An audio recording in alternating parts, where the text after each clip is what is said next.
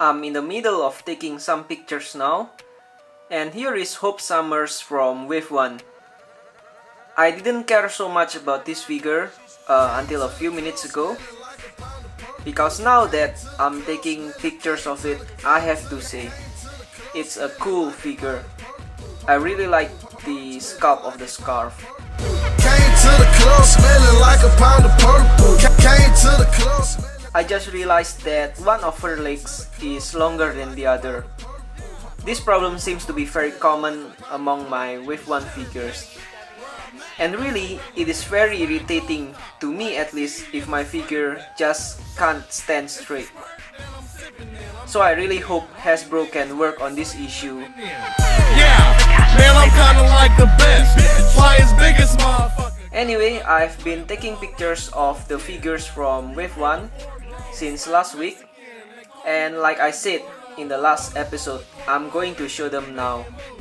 Niggas who I think it's time for y'all to make a few, but you gonna lose. Like I fucking said, you niggas who I'ma overshoot, and you niggas cool with making do. Ooh, that must sting, don't it? Fuck the overkill, I take the soul of my opponent, a fatality in rap. Bro, believe me, you don't want it, you'll be every time when I'm on it, I'm yawning. Came to the club smelling like a pound of purple. Came to the club smelling. Came to the club smelling like a pound of purple. Purple smelling like a pound of purple. Came to the club smelling like a pound of purple. Came to the club smelling. Came to the club smelling like a pound of purple. Purple smelling like a pound of purple.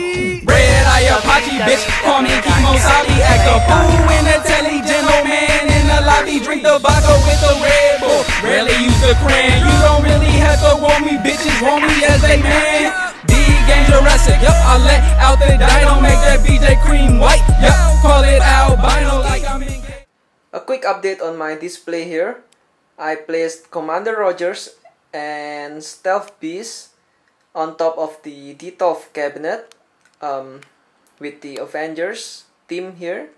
So I'm a little closer to completing the Avengers rooster. And this is the pre-Fear Itself rooster, of course.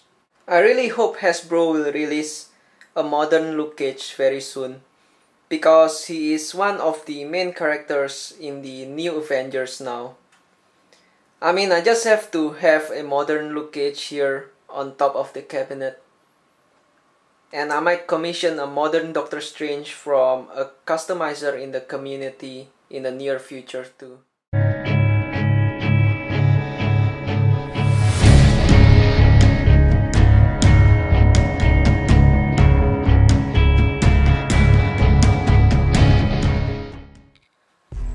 And I swapped the Series 7 Ghost Rider in this display with the new Ghost Rider from Wave 1.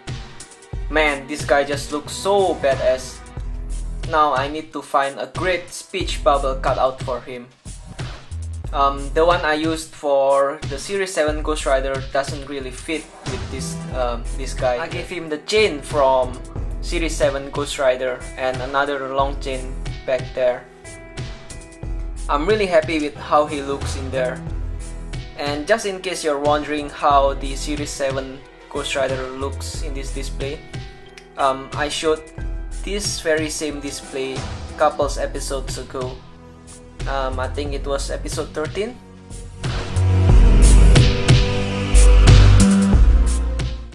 Look, death is certain, so believe that I be killing it. People ain't understanding my passion for these action figs. I put the picture up, you better caption it. I ain't a super soldier, powers came to me by accident.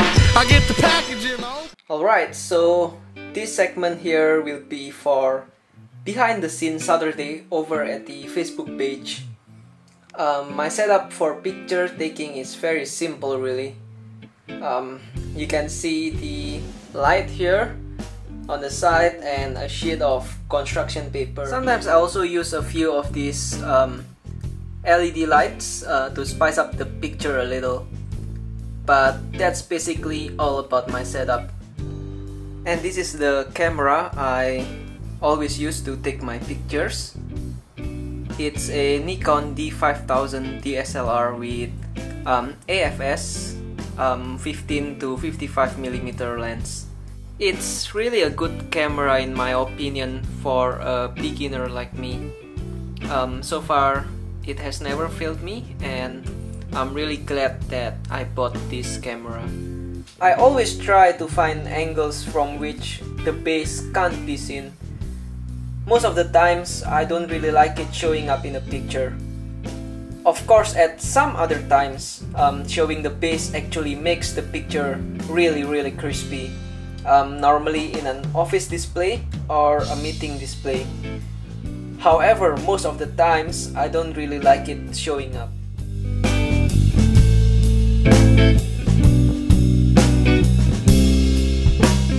What I'm also working on is manipulating the angle and the background such that it seems like the object is posed in a certain way in the picture, but in reality it is posed in a slightly different way. For example, in this picture, it would seem that Iron Man is flying towards us when in fact he's flying slightly upwards. And here's how he really looks suspended on the flag stands.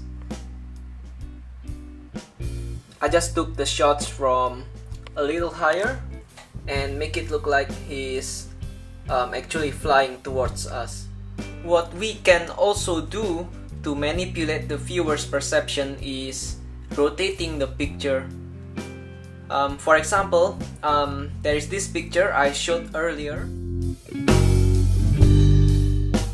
The picture was actually taken with Iron Man flying straight upwards. I took a portrait shot of him and then I rotated the picture in my computer. The setup was somewhat similar to this one, because in this setup, Iron Man is actually flying upwards. Of course, it's needless to say that you will have to avoid showing any flag stand as much as possible, because that alone will bring your figures to life.